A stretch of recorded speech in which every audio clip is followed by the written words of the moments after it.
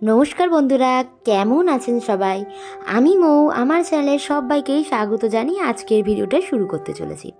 আজকের ভিডিওতে নীল ষষ্ঠী বা নীল পুজোর সম্পর্কিত সমস্ত তথ্য আপনাদের সাথে শেয়ার করব। নীল ষষ্ঠীর দিন আমি কিভাবে পুজো করলাম এবং কি কি উপকরণ লাগে এই পুজোতে, তার নিয়ম, ব্রতদানের সমস্ত সময়সূচি ও পুজোর মন্ত্র সবই জানাবো আপনাদের এই ভিডিওর মাধ্যমে। নীল পুজো বা নীল ষষ্ঠী হলো সনাতন বঙ্গীয়দের একটি লোক উৎসব, যা মূলত নীল ও নীলাবতী নামে শিব দুর্গার বিবাহ উৎসব হিসাবে আমরা জেনে থাকি। আমার সন্তান যেন থাকে দুধে ভাতে, কথায় আছে নীলের ঘরে দিয়ে বাতি জল খাবে পুত্রবতী। বাঙালির গৃহিণীরা নিজের সন্তানের মঙ্গল কামনায় নিরোগ সুস্থ জীবন কামনা করে নীল ষষ্ঠী ব্রত পালন করে থাকেন। সাধারণত চৈত্র সংক্রান্তির চড়ক উৎসবের আগের দিন এই নীল পুজো অনুষ্ঠিত হয়ে থাকে। নীল সন্ন্যাসীরা পুজোর সময় নীলকে সুসজ্জিত করে গীতিবাদ্য সহযোগে বাড়ি বাড়ি ঘোরেন এবং ভিক্ষা সংগ্রহ করে থাকেন, এবং নীলের গানকে বলা হয় থাকে অষ্টক গান। তো চলুন এই পুজোয় কী কী উপকরণ লাগে সেগুলি আপনাদের সাথে একবার শেয়ার করে দিই। লাগছে একটা আকন্দ ফুলের মালা। বাবার প্রিয় হচ্ছে সাদা ফুল, তাই সাদা ফুলও মহাদেবকে অর্পণ করব। বিজোড় সংখ্যায় বেলপাতা নিয়েছি, মহাদেবের প্রিয় নীলকণ্ঠ ফুলও নিয়েছি, কাঁটাযুক্ত একটি ফল নিয়েছি যেটা মহাদেবকে দিতেই হবে এই দিনকে, আর নিয়েছি ধুতরা ফুল। বিজোড় সংখ্যায় দূর্বা নিয়েছি, আর কিছু কলকে ফুল নিয়েছিলাম যাতে বেদিটা এই ফুল দিয়ে খুব সুন্দর করে সাজাতে পারি। আর মহাদেবের প্রিয় ফল বাতাসা, আপনারা চাইলে সাদা বাতাসাও কিন্তু দিতে পারেন। আমি এই বাতাসাটা নিয়েছি যখন ভোলেনাথকে স্নান করাবো তখন অর্পণ করব। আর আগে থেকেই বানিয়ে রেখে দিয়েছি হচ্ছে পঞ্চামৃত। এতে দুধ, দই, ঘি, মধু, শর্করা বা চিনি 5টি উপকরণ মিশিয়ে পঞ্চামৃত তৈরি করে নিয়েছি। এতে বাবার প্রিয় সিদ্ধিও মেশানো রয়েছে। এবার বিজোড় সংখ্যায় ফলগুলো সাজিয়ে নিয়েছি। মৌসুমী যে কোনো ফল আপনারা কিন্তু দিতে পারেন, আমি এখানে আম দেব। আর বাবার যে প্রিয় যে ফল বেল ফল, সেটাও কিন্তু বাবার মাথায় অর্পণ করব। অনেকেই আছেন ঋতুর ফল বাবাকে অর্পণ করার পরই আস্বাদন করে থাকেন, বিশেষ করে মায়েরা। আর আমি এখানে বিজোড় সংখ্যায় 7টা টোটাল ফল আম সহযোগে অর্পণ করব। বাবার প্রিয় রং সাদা, তাই সাদা সন্দেশ সহযোগে 5টি মিষ্টিও সাজিয়ে নিয়েছি। প্রথমেই শিবলিঙ্গকে দুধাভিষেক করে নেব। দুধাভিষেকের আগে শিবলিঙ্গকে ঘি অর্পণ করব। এই ঘিও কিন্তু আপনারা বিজোড় সংখ্যায় মহাদেবকে দেবেন। তারপর দেব মধু। একইভাবে মধুও কিন্তু আপনারা বিজোড় সংখ্যাতেই অর্পণ করবেন। ভালো করে শিবলিঙ্গকে মাখিয়ে এবার পঞ্চামৃত দিয়ে বাবার দুধাভিষেক করে নেব। এই দুধাভিষেকের সময় কিন্তু আপনারা অবশ্যই ওম নমঃ শিবায় মন্ত্রটি বারবার পাঠ করবেন। বাবার মাথায় এবার একটু একটু করে পঞ্চামৃতটা দিয়ে দিচ্ছি। দুধাভিষেক করে নেওয়ার পরে বাবার ত্রিশূল ও বাসকী নাগকেও একটা পরিষ্কার জল দিয়ে সুন্দর করে পরিষ্কার করে ধুয়ে নেব।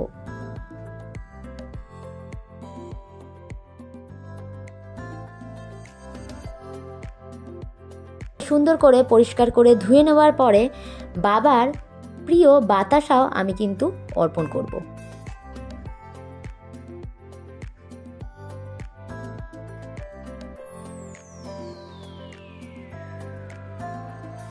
বাতাসা অর্পণ করার পর এবার একটা সুতির বস্ত্র দিয়ে ভালো করে মুছে পরিষ্কার করে বাবাকে অন্যত্র একটি বেদিতে বসিয়ে পূজা করব।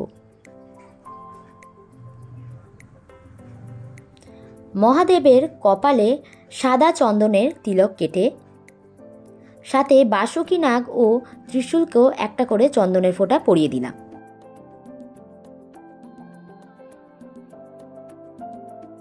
এবার পৈতেটাও গলায় পরিয়ে দেব। যতদিন এই পৈতেটা নষ্ট না হয় ততদিন অবধি কিন্তু আপনারা এই পৈতেটাই ইউজ করতে পারেন, মানে যেটা শিবরাত্রির দিন বাবাকে নিবেদন করেছিলেন।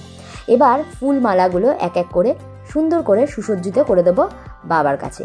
প্রথমেই পরিয়ে দিচ্ছি বাবার প্রিয় আকন্দ ফুলের মালা। এটা আপনারা দেওয়ার কিন্তু চেষ্টা করবেন, তাতে মহাদেব তুষ্ট হন। আর চন্দন সহযোগে এক এক করে বেলপাতাও অর্পণ করলাম। আমি কিন্তু এখানে 3টে বেলপাতা দিয়েছিলাম। বাবার মাথায় সাদা ফুলও অর্পণ করে দিলাম। এবার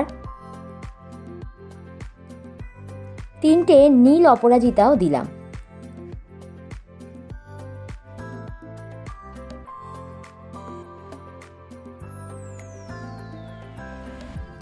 এবার হলুদ কলকে ফুল দিয়ে বাবার বেদিটাকে সুন্দর করে সাজিয়ে নেব।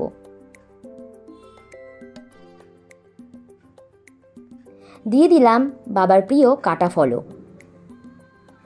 এই সময় কিন্তু আপনারা অবশ্যই ওং নমঃ শিবায় মন্ত্রটি উচ্চারণ করতে ভুলবেন না। দিয়ে দিলাম ধুতরা ফুল। এবার নমস্কার করে নিয়ে বাবার মাথায় 5টি দুব্বাও অর্পণ করে দিলাম।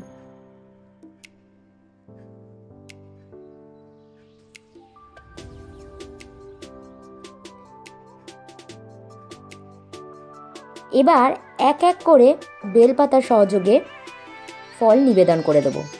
প্রথমেই মৌসুমি ফল আম নিবেদন করব আমি।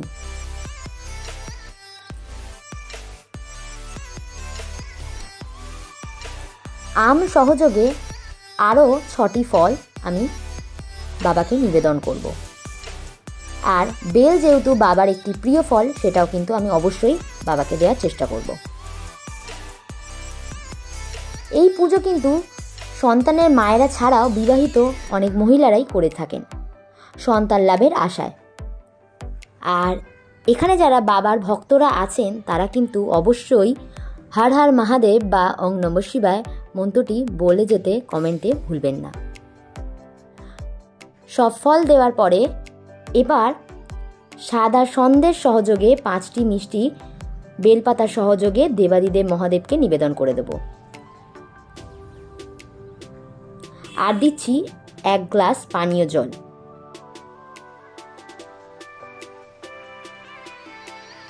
নৈবেদ্য হিসাবে 1 টাকার একটা কয়েনও নিবেদন করলাম। এবার সাবু, বাতাসা ও কলা বেলপাতা সহযোগে অর্পণ করলাম বাবার কাছে। একটা মোমবাতি জ্বালিয়ে প্রথমে আরতি করে নেব। যার যটা সন্তান সেই অনুযায়ী কিন্তু আপনারা মোমবাতি দান করবেন নীলের ঘরে। এবার ধূপ ধুনো জেলে আরতি করে নেব সন্ধেবেলা। এই দিন পারলে একটা ঘিয়ের প্রদীপও আপনারা জ্বালাতে পারেন, তাতে আপনাদের মনস্কামনা অবশ্যই পূরণ হবে। তো দেখতেই পেলেন আমার পুজো কমপ্লিট হয়ে গেছে। মহাদেবের শঙ্খধ্বনি কিন্তু খুব একটা পছন্দের না, তাই পুজো শেষে আপনারা কিন্তু অবশ্যই শঙ্খধ্বনি দিতেই পারেন। পুজো শেষে নীলষষ্ঠী ব্রত কথাটা একবার পাঠ করে নেব। একদা এক ব্রাহ্মণ ও ব্রাহ্মণী ছিলেন। তারা ছিলেন অত্যন্ত ধর্মপ্রাণ। মন দিয়ে ঈশ্বরের আরাধনা করলেও তাদের সব ছেলে মেয়েগুলি একে একে মারা যায়। এই ঘটনায় ঈশ্বরের ওপর থেকে বিশ্বাস একেবারেই হারিয়ে ফেলেন ব্রাহ্মণী। তারা দুজনেই ঘর বাড়ি ছেড়ে মনের দুঃখে কাশীবাস হন। কাশীতে গিয়ে একদিন গঙ্গায় স্নান সেরে মণিকর্ণিকা ঘাটে বসে আছেন। হঠাৎই এক বৃদ্ধা ব্রাহ্মণীকে সে জিজ্ঞাসা করলেন, কী ভাবছো মা? ব্রাহ্মণী তার সব সন্তানের অকালে হারানোর দুঃখ প্রকাশ করেন বৃদ্ধার কাছে। এতে পূজা অর্চনা করেও তার সকল কিছুই বিফলে গেছে। এরূপ বলে তিনি শোক প্রকাশ করেন। ওই বৃদ্ধা স্বয়ং ছিলেন মা ষষ্ঠী। তিনি ষষ্ঠীপুরী ব্রাহ্মণীকে বলেন, বারব্রত কখনো নিষ্ফল হয় না মা। ঈশ্বরের ওপর বিশ্বাস রেখে ধর্মের পথে অটল থাকলেও তার ফল তুমি পাবে অবশ্যই। ব্রাহ্মণী কখনো নীলষষ্ঠীর পুজো করেছেন কিনা তা তিনি জানতে চান। ষষ্ঠীপুরী বলেন, চৈত্র সংক্রান্তির আগের দিন নির্জলা উপবাস রেখে মহাদেবের পুজো করতে, তারপর সন্ধেবেলা শিবের ঘরে বাতি দিয়ে তবেই জল পান করবেন। ষষ্ঠীপুরীর কথা অক্ষরে অক্ষরে পালন করেন। সন্তান লাভও করেন এই ব্রাহ্মণী। সেই থেকেই সন্তানের মঙ্গল কামনা করে নীলষষ্ঠী পালন করে আসছেন বাঙালি মায়েরা।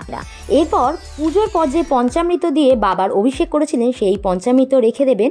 সেই পঞ্চামৃত খেয়ে বাবার অভিষেকের জন্য যে জল ব্যবহার করেছিলেন সেই জল খেয়ে আপনাদের ব্রত ভঙ্গ করবেন। সারাদিন উপবাস থাকার পর আপনারা ফলাহার করবেন। দই খেতে পারেন, সাবু খেতে পারেন, এছাড়া ময়দার যে কোনো জিনিস যেমন লুচি, পরোটা খেতে পারেন। রান্না করা কোনো খাবার সেদিন কিন্তু খাওয়া যাবে না। আর ব্রতীরা সেদিন ব্রত পালন করবেন, তার আগের দিন নিরামিষ আহার করতে পারে। সেই দিন একবেলা তারা ভাত খেতে পারেন, দুবেলা আপনারা ভাত খাবেন না। শুভ নীল ষষ্ঠী ঘরে ঘরে প্রত্যেক মায়েরা অবশ্যই পালন করুন। আর আজ আমরা পুজো শেষে মহাদেবের প্রসাদ রূপে এই সাবুদানা কলা সহযোগে মেখে ফলাহার করেছিলাম সন্দেশ ও মিষ্টি সহযোগে। শুভ নীল ষষ্ঠীর অনেক অনেক শুভকামনা রইল। আজকের ভিডিওটি আপনাদের কেমন লাগলো জানাতে কিন্তু ভুলবেন না। ভালো লাগলে একটা লাইক, শেয়ার অ্যান্ড সাবস্ক্রাইব করে দেবেন। আর চ্যানেলের যদি নতুন দর্শক হয়ে থাকেন অবশ্যই সাবস্ক্রাইব করে পাশের যে বেল আইকনটা প্রেস করে দিতে একদমই ভুলবেন না, যাতে পরের ভিডিও নোটিফিকেশান সবার আগেই আপনার কাছেই পৌঁছায়। তো আজ এইটুকুই। ভালো থাকবেন, সুস্থ থাকবেন, টাটা।